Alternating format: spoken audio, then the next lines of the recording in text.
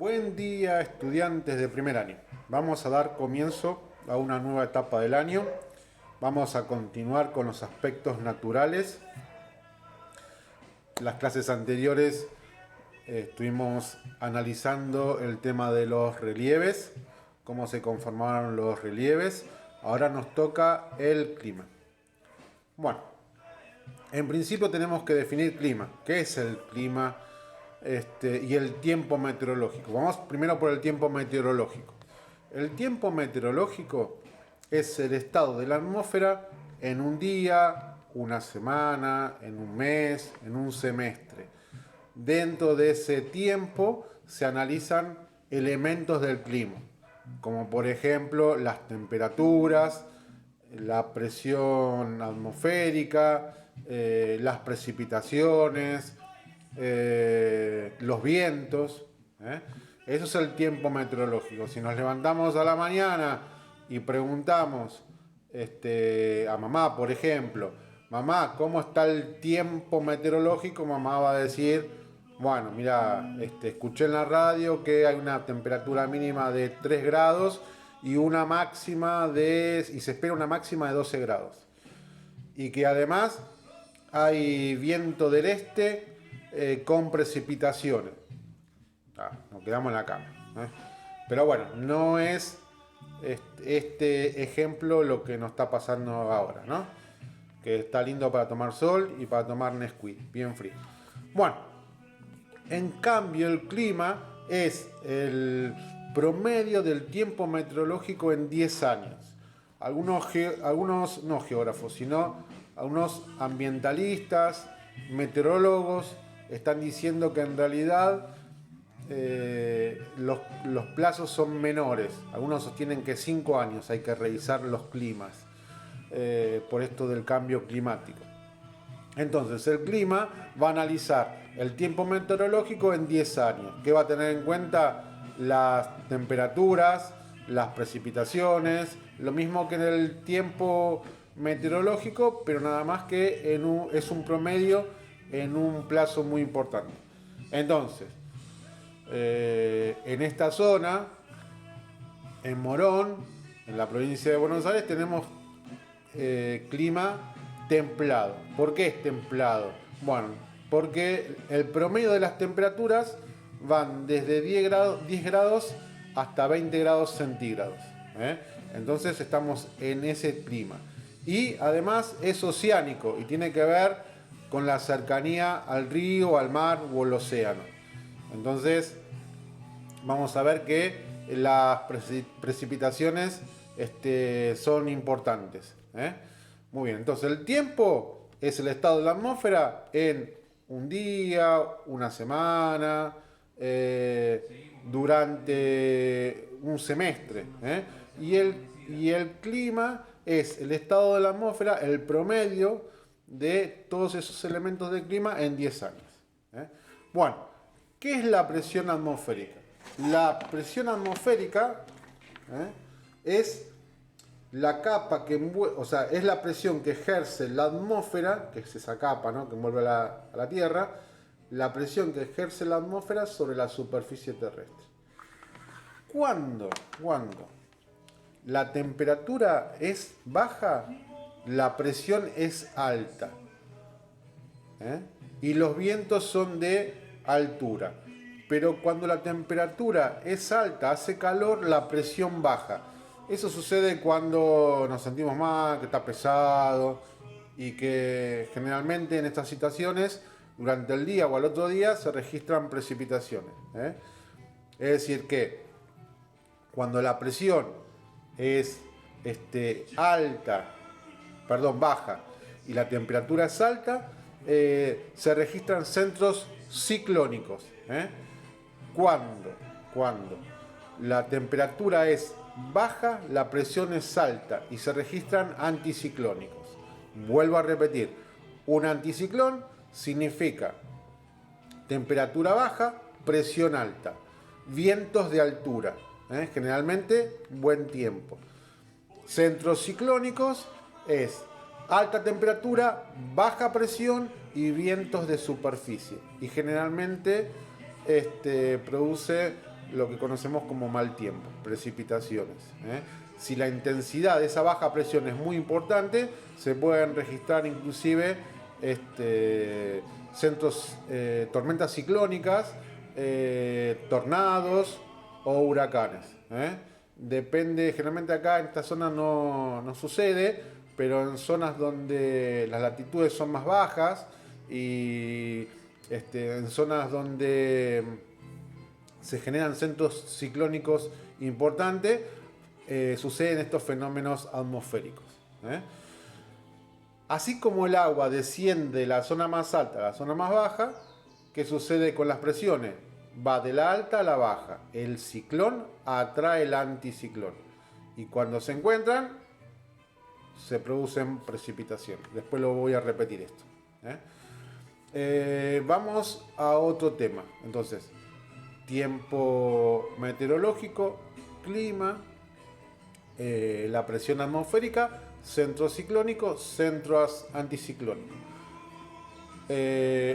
Después, en el trabajo les voy a dar sobre los vientos, tres tipos de vientos: vientos permanentes, vientos estacionales o periódicos y vientos locales. La Argentina tiene 3 vientos locales: el sonda, generalmente se da en la zona de La Rioja, Mendoza, San Juan; el pampero, que ingresa por la Patagonia y lleva las aguas del río La Plata hacia la costa uruguaya, y cuando viene hay tormenta y después baja la temperatura y se registra buen clima, es como que el pampero limpia.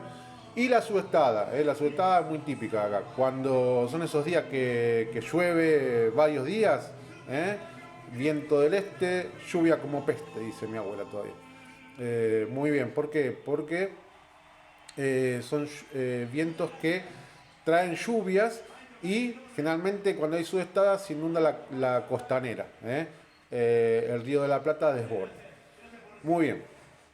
Después de los vientos, me perdí, a ver qué tengo. Las precipitaciones. 3 tipos de precipitaciones. Las precipitaciones que ustedes vieron, el ciclo del agua, a ver, masas de agua, se calientan, vapor de agua, las nubecitas, precipita. Muy bien. Precipitaciones frontales, las que les mencioné. Cuando dos masas de diferente presión y diferente temperatura chocan, se producen las lluvias o las precipitaciones frontales. La anterior es las convectivas. Asciende, se forma la nube y llueve. Y hay otra que son las orográficas, las que se producen en las montañas.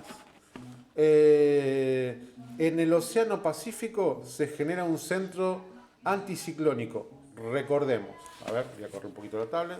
Recordemos, alta presión y baja temperatura en el Pacífico, en la zona del Pacífico del Sur. En el Atlántico también sucede, anticiclón del Atlántico del Sur que emite vientos hacia el territorio argentino. En el Pacífico también emite vientos hacia el continente, el sur del continente americano. Muy bien. Son vientos que están en los océanos, por lo tanto están cargados de humedad. Chocan con las laderas son los costados de la montaña, y al chocar precipitan. Lluvias orográficas. Vamos a otro tema. Factores que modifican el clima. El principal factor que modifica el clima es la latitud. Miren, a ver si se ve bien. Acá, muy bien. Los rayos del sol se proyectan de manera perpendicular en la zona del ecuador y de manera oblicua hacia los polos. Por lo tanto, en la franja que va de los 30 grados norte a 30 grados sur, se registran los climas cálidos. La franja que va de 30 al 60, tanto al norte como al sur, al hemisferio norte y hemisferio sur, se registran los climas templados, como Buenos Aires, acá, Muy bien. Y de 60 en adelante tanto en el norte, en el polo norte y en el polo sur, se registran los climas fríos. Tenemos tres climas. Debido a esto, a la distancia al Sol. Se dice que a medida que nos alejamos 180 kilómetros, tanto para el sur como para el norte, la temperatura desciende 1 grado centígrado. Altitud. A medida que ascendemos, la temperatura baja. Si nosotros vamos a escalar, me encantaría ser más joven y tener menos kilos y poder escalar en el Bolsón, por ejemplo, en la Patagonia. ¿Qué tengo que hacer yo? Tengo que llevar ropa de abrigo y convertirme en una cebolla cuando llego a la cima de la montaña. ¿Por qué? Porque a medida que vamos ascendiendo la temperatura desciende, y tiene que ver con la capacidad de retener calor en las capas de altura. Entonces se calcula aproximadamente que cada 180 metros que ascendemos desciende 1 grado centígrado la temperatura. Otro factor es la distancia al mar, cercanía al mar, no sé cómo lo dice en el texto, pero es lo mismo.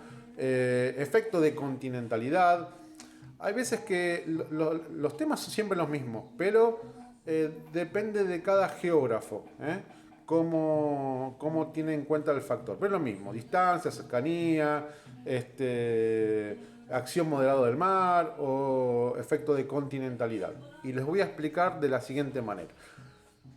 Voy y prendo la hornalla de la cocina, pongo la pava con agua. ¿Qué se calienta primero, la pava o el agua?